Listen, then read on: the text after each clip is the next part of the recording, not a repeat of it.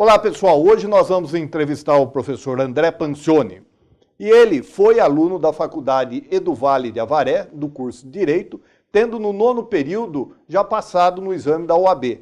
Na sequência, prestou concurso para cartório, tendo assumido o cartório do óleo, onde ficou por um tempo e atualmente está no cartório de Agudos, onde ele vai falar para vocês também, vai aproveitar o momento para dizer como é o trabalho dele lá, como desenvolve o trabalho dele lá em Agudos. É muito interessante porque, além do tema que nós vamos tratar, inventário, é muito bom para todos quando tiver interesse num concurso público.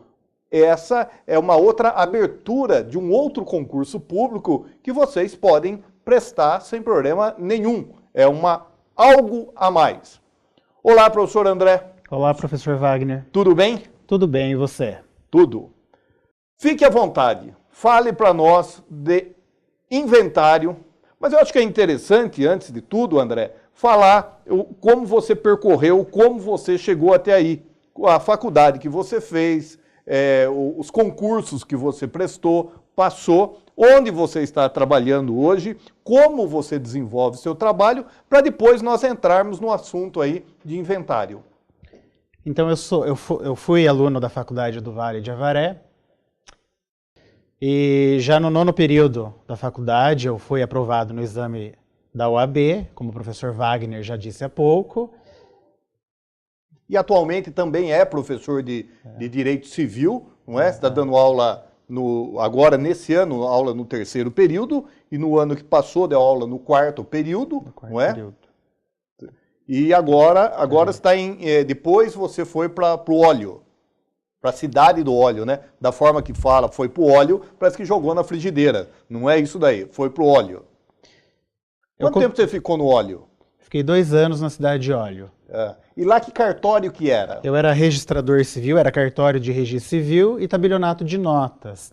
Então eu acumulava as duas funções. Eu era registrador de pessoas naturais e também tabelião de notas. Porque nas cidades menores, os cartórios têm as competências acumuladas, em virtude da questão financeira, para que possa se manter e para que todo município tenha o seu registro civil, conforme determina a lei. Registro civil, nascimento, morte... Nascimento, casamento, óbito... Morte, casamento tem tudo a ver ou não?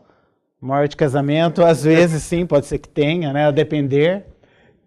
Então, e depois, você ficou 2 anos no óleo? Fiquei 2 anos na cidade de Óleo e depois fui aprovado no concurso no ano de 2015, novamente, onde assumi o tabelionato de notas e de protesto da comarca de Agudos. O que faz o tabelionato de notas e protestos? O tabelião de notas, ele tem por função instrumentalizar a vontade das partes. Ele vai analisar a vontade das partes, as partes vêm até o tabelião, eles falam, eles manifestam a vontade perante o tabelião, e o tabelião vai fazer um instrumento mais apto para que aquela vontade ela produza os efeitos que as partes querem. E como se traduz esse instrumento? O que é esse instrumento para as partes? Por exemplo, de forma prática, as partes procuram o cartório para fazer uma escritura de compra e venda. Sim. Qual é o instrumento? A escritura. Então nós fazemos a escritura de compra e venda que as partes nos pedem. Também outras atribuições, reconhecer firmas, autenticar cópias de documentos. E é importante também, em relação ao cartório, que se fala, muitas vezes a pessoa quer fazer um boletim de ocorrência. O André vai nos falar da ata notarial, como que é feita, que tem o mesmo valor que o boletim de ocorrência. Às vezes você vai fazer o boletim de ocorrência. O boletim de ocorrência é público, todo mundo pode tomar conhecimento. Nessa outra situação, pode ser feito, isso você faz também no seu cartório. Sim, a ata notarial é um instrumento, é um documento produzido pelo tabelião de notas, onde ele vai constatar, né, pelos seus sentidos, pela sua visão, pela sua audição, pelo seu paladar ou pelo seu olfato, tudo aquilo que acontece na sua presença, todos os fatos que acontecem na sua presença. E ele consta isso num documento. Por exemplo, uma batida de carro. Sim. A pessoa bateu o carro e corre lá no cartório. Olha, André, eu preciso constatar o fato da batida. Então eu vou lá em diligência, e eu vou descrever tudo aquilo que eu estou vendo e ouvindo. Você tem que ir no local? No local. Ah, não basta ele chegar lá e falar. Ele pode também declarar perante o tabelião alguma coisa. Nós fazemos uma ata notarial de declaração. Ah, entendi. Então nós falamos que... É como um boletim de ocorrência, né? Sim, sim. Porque muitas vezes os advogados encaminham as pessoas ao plantão para fazer um BO. Não, vai fazer um BO, lá fazer um BO. Mas tem essa outra possibilidade, porque muitos delegados não fazem o BO se não for um fato criminoso. Exatamente. A ata notarial é justamente para esses fatos que a pessoa necessita produzir provas. Então, a finalidade principal da ata notarial é produzir a prova que a pessoa necessita.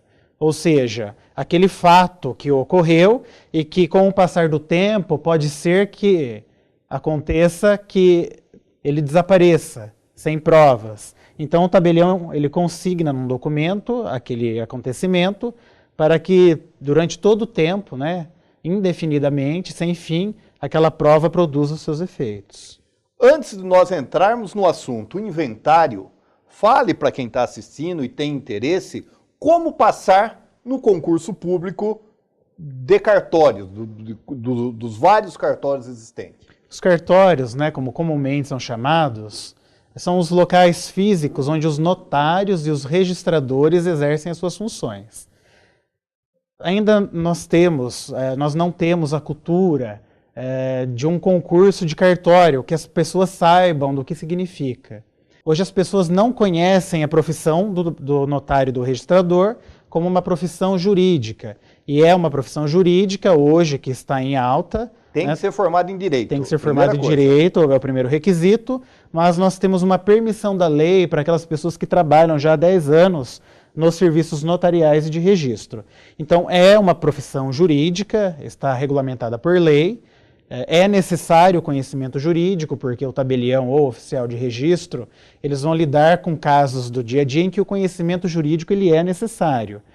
E nós somos selecionados por concursos de alto nível, semelhantes em tudo ao concurso da magistratura e ao concurso do Ministério Público, ou seja, ao concurso para juiz e ao concurso para promotor de justiça. Quantas fases esse concurso? Nós temos 3 fases. A primeira fase, chamada de prova preambular, posteriormente a fase prática, né, que nós vamos fazer a parte prática e também discursiva, que nós temos que responder questões dissertativas. A preambular? É a prova objetiva, a prova de teste que seleciona aquelas pessoas... A primeira peneira. A primeira peneira, exatamente. E depois nós temos a parte prática e dissertativa, que é a segunda fase. Nós vamos lavrar uma escritura e responder a questões do direito, né, de forma discursiva. E por último, né, por fim, nós temos a prova oral.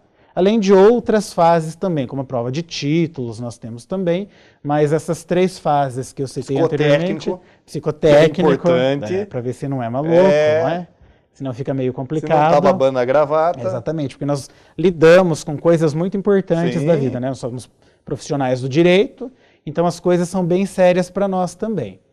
E é um concurso cujo conteúdo de aferição, né, o conteúdo abordado nesse concurso é somente jurídico.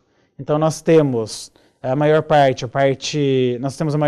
que é a especificidade do direito notarial e de registro, que nós temos que conhecer. Então a maior parte do concurso é essa, o conhecimento específico de direito notarial e registral.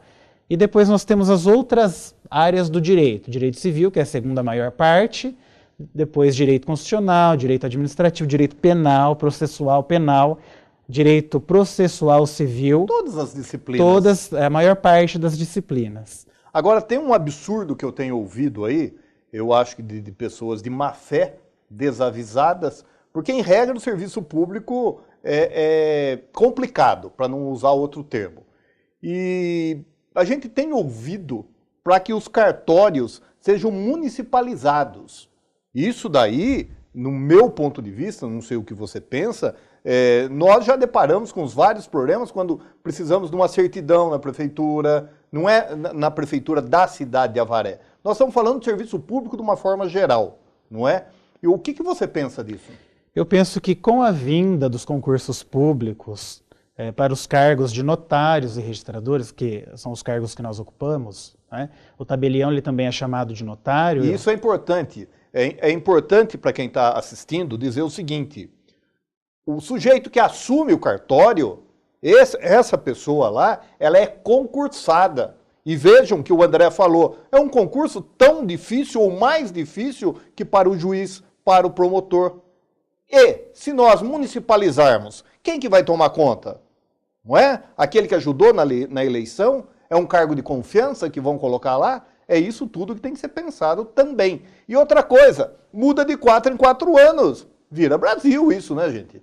Nós vemos que a estrutura das prefeituras, elas não são aptas para receber Sim. todo o nosso cuidado, né, com o sistema registral e Exatamente. notarial. Nós, notários e registradores, nós temos uma formação jurídica de excelência, até porque senão a gente não consegue passar no concurso, que é um nível muito alto, e nós contratamos os nossos prepostos, os nossos funcionários. Somos nós que contratamos e podemos demiti-los a qualquer tempo. Esse é o diferencial. E são os responsáveis por qualquer coisa que eles façam. Exatamente. Nós, notários e registradores, nós somos responsáveis diretos por todos os atos praticados na serventia. E tem um outro detalhe também que muitas vezes as pessoas não sabem. Hoje está tudo digitalizado, hoje é organizado. Se você precisar de alguma coisa, está no sistema hoje, não é? Nós temos hoje uma grande tecnologia para todos os tipos de cartório. Se você for no registro civil de Avaré, por exemplo, e se você quiser uma certidão de uma cidade, por exemplo, Presidente Prudente, que é muito longe daqui, sim, você pede no cartório da cidade de Avaré e os registradores, de forma digital, enviam um arquivo e a certidão sai no próprio cartório de Avaré. Daí como que funciona? Você vai aqui em Avaré, eles pedem lá para Prudente, Prudente encaminha um arquivo? Isso, nós estamos falando de estruturas de certificado digital, que é o mais seguro hoje em dia, né? Uma tecnologia mais segura hoje em dia. Então nós pedimos, mediante as centrais criadas pelas nossas entidades de classe, nós pedimos os documentos e o cartório de origem, que é onde foi registrado aquele fato, ele nos envia um arquivo assinado digitalmente. Esse arquivo assinado digitalmente comprova que não houve modificações, ele é muito seguro, e quando ele chega na serventia em que foi solicitado o serviço, a serventia ela materializa, o cartório materializa a certidão e entrega para a pessoa. Então, nós fazemos esse pedido para o cartório de origem, o cartório de origem ele manda para a gente um arquivo, e nós materializamos esse arquivo e entregamos para a pessoa. Ah, legal. Vocês puderam, então, ver aí o quê? Como é o concurso para cartório, o que faz a pessoa habilitada para o cartório. Isso é muito importante, porque você que está fazendo um curso de Direito ou pretende fazer o curso de Direito, é uma outra opção. E como bem disse o André aí, e eu disse desde o primeiro momento, todo mundo pode. Se você quiser, você consegue. Até hoje eu estava vendo uma frase muito interessante, acho que o Jordan falou, quanto mais eu treino, mais sucesso eu tenho. É óbvio, né? Exatamente, então, esse é o segredo. Esse é o segredo. Então, se você estudar, você chega lá. Então, André, agora vamos para o tema, que é inventário. Inventário, nós vamos abordar de uma maneira bem prática. Sim, com certeza. Nós sabemos que todos nós, um dia, nós vamos partir, né? Nós vamos morrer. Não sei, eu acho que eu vou ficar para semente. Eu acho que não, mas enfim. A pessoa que morre, ela vai, na maioria das vezes, deixar um patrimônio. Esse patrimônio, ele não pode ficar sem um proprietário. Então, o que nós vamos fazer? Nós vamos fazer um inventário para formalizar a transferência de bens da pessoa falecida para os seus herdeiros. A grosso modo, né, em síntese, esse é o papel do inventário. Então, nós tiramos os bens que são... Nós formalizamos a transferência dos bens da pessoa falecida para os seus herdeiros.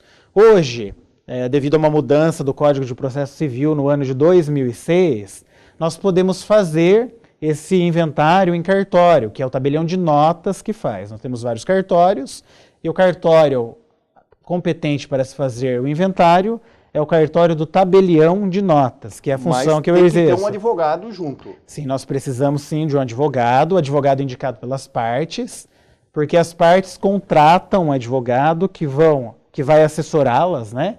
E vai ver a melhor forma de se fazer a partilha dos bens, e também vai assessorá-los com relação aos impostos que devem ser pagos, as dívidas eventuais deixadas pelo falecido, e vai, de uma maneira muito simples, resolver a vida da pessoa.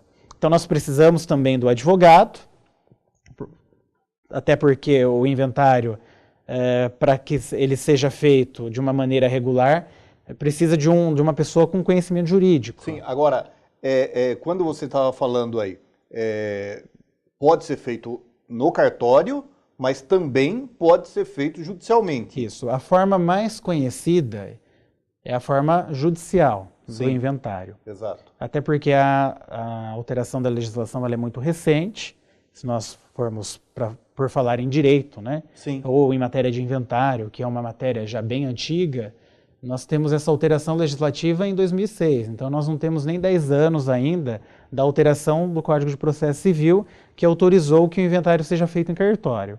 Então a parte, ela escolhe, ela pode fazer no âmbito judicial ou no âmbito extrajudicial. Mas para se fazer em cartório, que é o âmbito extrajudicial, nós temos alguns requisitos. As partes, os herdeiros, eles não podem ser menores, né, não podem ser menores de 18 anos e não podem ser incapazes. Ou seja, embora maiores de 18 anos, eles não podem ter algum tipo de deficiência que comprometam a sua capacidade. Ou seja, de saber o que está sendo feito. E também não pode haver testamento. Ok. André, nós vamos para um intervalo, mas eu vou deixar uma pergunta no ar. Você disse que, quando alguém falece, tem um patrimônio, deixa para os seus herdeiros. A pergunta que eu vou deixar no ar, para que você volte a assistir, é a seguinte: e se não tiver herdeiros, o que fazer? Pessoal, já voltamos.